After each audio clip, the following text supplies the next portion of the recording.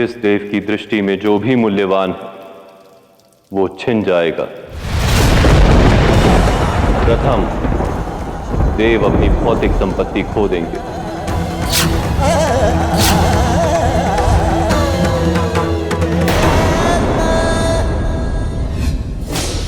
धीरे धीरे स्वर्ग की धन संपत्ति और ऐश्वर्य समाप्त हो जाएंगे। न केवल धन अपितु देवगण की सुख और संतोष रूपी श्री भी नष्ट हो जाएगी। धीरे धीरे उनकी सभी शक्तियां समाप्त हो जाएंगी। श्री की अनुपस्थिति में संसार का कोई भी शुभ कार्य, कोई भी यज्ञ सफल नहीं हो पाएगा।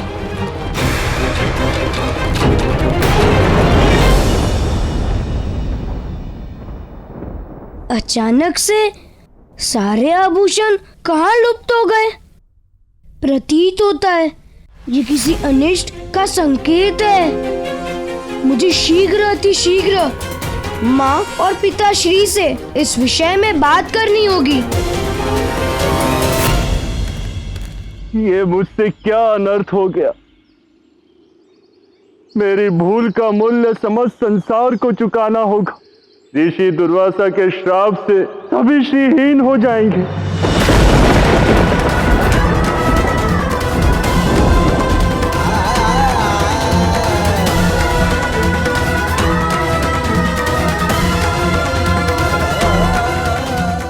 वास्तविक परीक्षा तो अब आरंभ होती है गौतम।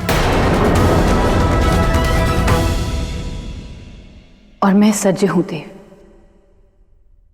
ऐसा कोई संकट नहीं संसार में जिसका निवारण शिव और शक्ति मिलकर न कर सके। और मुझे पूर्णतः विश्वास है कि हर बार की भांति आप मेरा सहयोग करेंगे।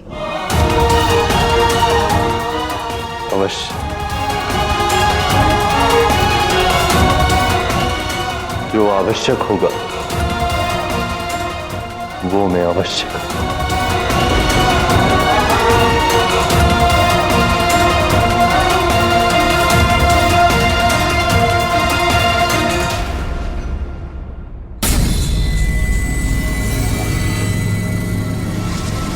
तुमने देवराज इंद्र के साथ छल किया, कपट किया, अहित करवाया उनका। जानते हो इसके दुष्परिणाम क्या हो सकते हैं? भली भांति जानता हूँ गुरुदेव, इसीलिए तो मैंने ऐसा किया है। मौन रहो अंधक। ऋषि दुर्वासा के श्राप से तुम बाल बाल बचे हो, उसके पश्चात भी तुमने सब करने का दुस्साहस किया। ऐसा क्यों किया तुमने? गुरुदेव, आप अब तक मेरी मंशा नहीं जान पाए। मैंने ये सब असुरों के हित के लिए किया है। सृष्टि को श्राप मिलने से असुरों का कैसा हित? इसमें असुरों का क्या हित है समझ नहीं पा रहे आप गुरुदेव, किंतु शीघ्र ही सब स्पष्ट हो जाएगा।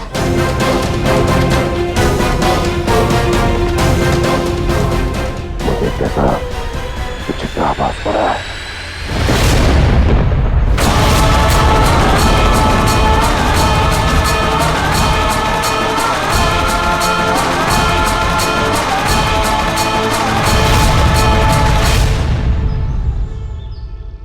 ये क्या, देवता श्रीहीन हो गए? इसका तात्पर्य यह है कि अर्थात असुर अधिक शक्तिशाली हुए। क्या इसमें असुरों का हित नहीं है गुरुदेव? अद्भुत। जो हुआ उसकी कल्पना भी मेरे लिए असंभव थी। अंधक के विषय में मेरा अनुमान उचित था। इस बालक के माध्यम से हम शीघ्र देवों पर स्वामित्व पालेंगे। मैं स्वीकारता हूं कि तुमने लक्ष्य भेदन किया है, एक ऐसा लक्ष्य जिसे भेदना असंभव था। परंतु अब अगला चरण, अगली योजना को पूर्ण करने के लिए मुझे आपकी सहायता की आवश्यकता है। मैं आपसे किसी के विषय में जानना चाहता हूँ। किसके विषय में?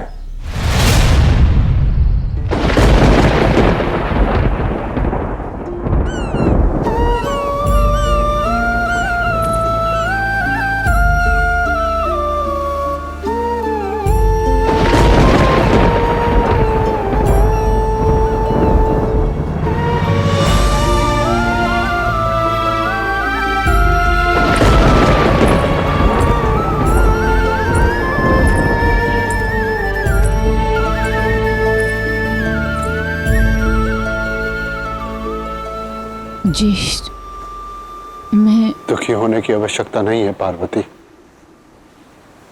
और ना ही तुम्हें क्षमा मांगने की आवश्यकता है। क्षमा मांगने की तो मैं पात्र भी नहीं हूँ ज्येष्ठ। कर्म मेरा था और फल आपको भुगतना पड़ा। और यदि मैं कहूं कि कई बार हम जिसे कर्म समझते हैं वही परिणाम होता है, तो तात्पर्य मेरा लक्ष्मी से वियोग का कारण तुम्हारा आशीर्वाद नहीं बल्कि एक श्राप है। श्राप? कैसा श्राप ज्येष्ठ? बहुत समय बीत गया, देवासुर संग्राम हो रहा, असुर देव गणों पर भारी पड़ रहे। तभी सारे देव मेरे पास सहायता के लिए आए। उस संकट से देवगण की रक्षा करने के लिए मैंने सुदर्शन चक्र का आवाहन किया।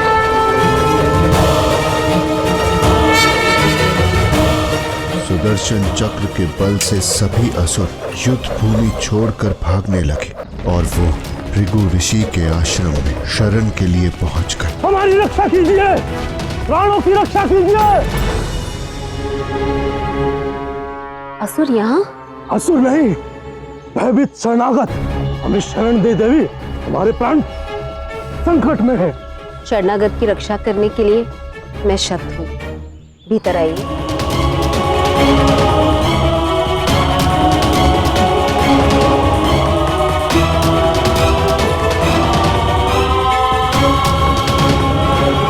एक बार आवाहन किए जाने पर सुदर्शन चक्र अपना कार्य पूर्ण किए बिना कदापि नहीं रुकता, और इस बार बाधा बनकर खड़ी थी ऋषि भृगु की पत्नी ऋषि उशाना की माता।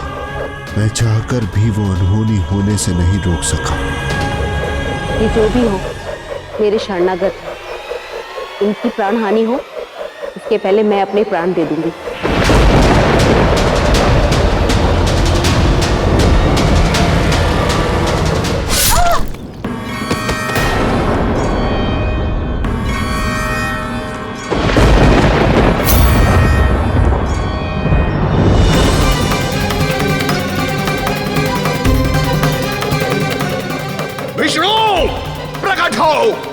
इस घटनाक्रम में मेरा कोई वश नहीं था, किंतु कर्म तो मेरा ही था। अतएव मुझे ज्ञात था कि इस अनहोनी का परिणाम मुझे भुगतना ही होगा।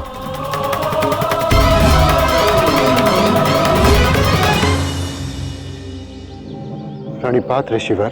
एक बार भी विचार नहीं किया कि जो व्यक्ति शरण देते हैं उन्हें कभी दंडित नहीं किया जाता। क्षमा ऋषिवर, इस अनहोनी को रोक पाना मेरे वश में नहीं था। और आप भी जानते हैं, एक बार आवाहन के पश्चात सुदर्शन चक्र को लौटा पाना असंभव है। दुर्भाग्यवश आपकी पत्नी उस चक्र के उद्देश्य के समक्ष आ गई। मुझे आपकी हानि पर खेद है। आप मुझे जो दंड देंगे मैं उसे स्वीकारने के लिए सज हूं ऋषिवर। आपने बिना किसी अपराध के मेरी पत्नी का जीवन मुझसे छीन लिया। कारण या प्रयोजन चाहे जो भी हो, मुझे अकारण आजीवन अपनी पत्नी वियोग की पीड़ा को भुगतना होगा। इसलिए मैं आपको श्राप देता हूं कि जिस प्रकार मैं आपके कारण अपनी पत्नी वियोग की पीड़ा को सह रहा हूं, उसी प्रकार आप भी अपनी पत्नी की वियोग को सहेंगे, सहेंगे, सहेंगे, सहेंगे।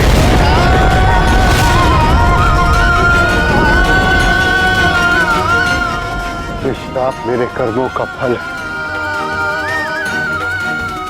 मुझे आपका श्राप स्वीकार है ऋषिवर।